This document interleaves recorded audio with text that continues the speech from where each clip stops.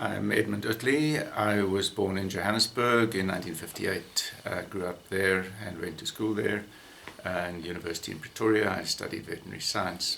Then I married and moved down to Cape Town, where I worked as a veterinarian, firstly in research and thereafter in private practice. And after that, I went into farming full time. So my first bird was when I was 15 years old. It was a black-shouldered kite that was injured, and I had it only for 4 days until it was able to fly again. It had a concussion, and I let it go. But that was the start of the falconry. After that, I had a variety of birds in Johannesburg, a black kite, a steppe buzzard, some lanners, and even a hawk eagle. After that, moved down to the Cape, where I flew black sparrowhawks, and then went on to the long wings, the peregrine, and the hybrids. Okay, how important is falconry to you? Well, I flew for 40 years, and I enjoyed it very much, despite limitations with the family. But it was my sport for 40 years. It was my ability to get out of the home. When you work in your own home environment, either farming or veterinary science, it becomes important to have some outside activity which you can enjoy.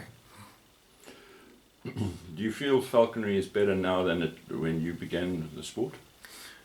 Well, when I began the sport in Johannesburg, which was part of the Transvaal at that stage, it was very uncertain as to the legality. It was legal for a while, and then it was made illegal, and then it became legal again. So it was a bit of uncertainty at that stage. And when I moved to the Cape, it was completely illegal.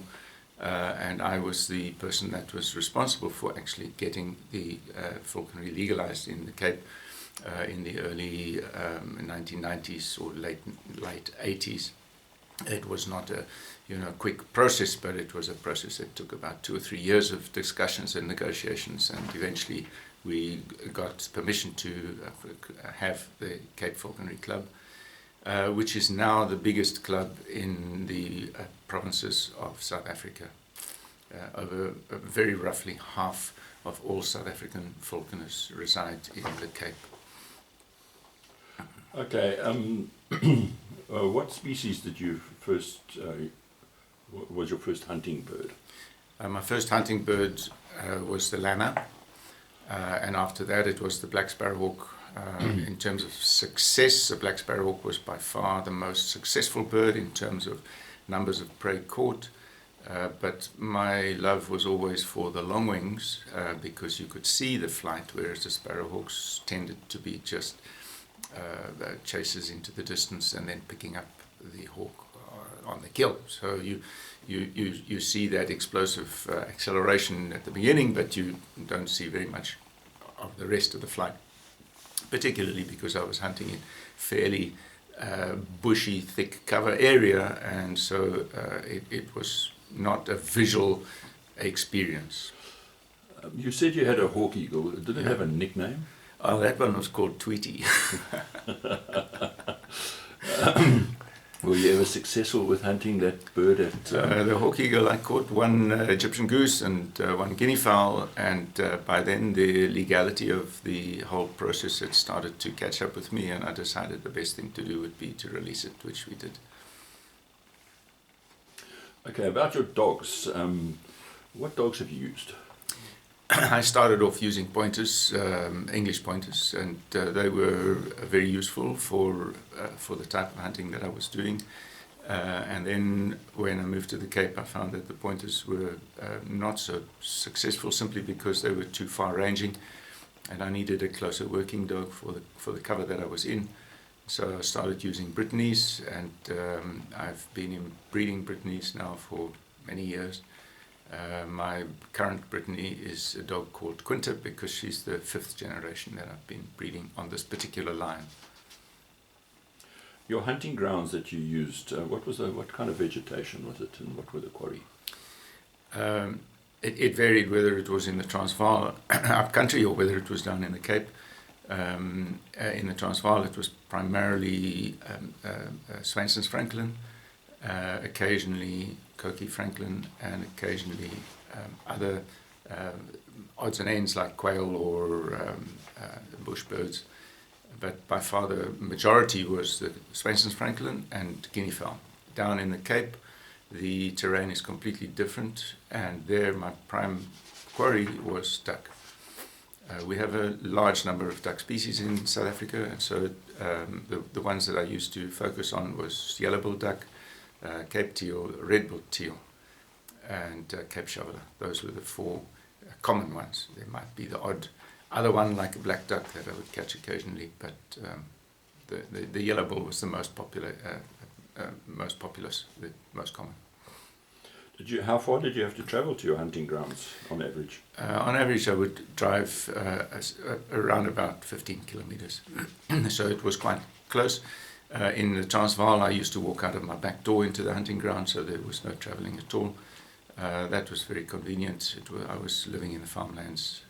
But in the Cape, you have to drive.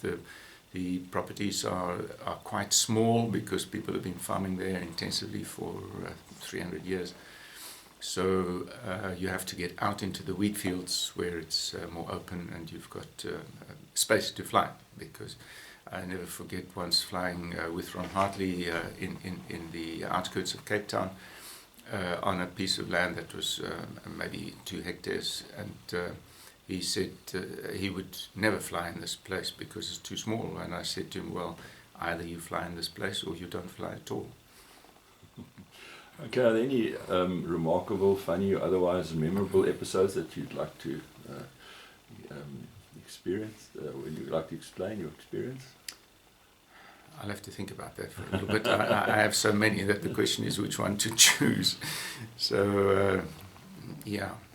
I think one of the experiences that I had vicariously came from a book which I think was called Ferreira's Falconry, where he describes a doctor that is treating patients by putting them into swimming pools and making them stand in swimming pools for days, weeks, or longer, according to the degree of insanity which they have. And the person that was curating this asked a passerby what he did, and the fellow said he's a falconer and this is what he does and this is how it works and so on. And he said, you better stay very far away from this doctor because he will put you in this water for a very long time. Okay. Are there any mistakes that you think that you made in your career with regards to falconry? Plenty. Plenty. Can you describe any of those? I'd rather not. Yeah. Do you have any recommendations to young falconers? Yes, most certainly. When I started falconry, there were no books available, or very, very few books available, and they were all out of date. Nowadays, there's a vast amount of good quality literature that's available. So the first thing I would say is make sure you get the right books and read them, because even amongst the modern books, there's a whole bunch which are, I would say, of lesser value to practical falconers than others. And the second thing is make sure you get a good mentor, somebody that's experienced and who has a good standing within the club structure. And the third advice is don't try and do this alone. Make sure you're part of the club that is there to support the youngsters and to encourage them and to make sure that they get the best out of the bird that they have and the area and the quarry that they have. Okay. Thank you. Thank you. I think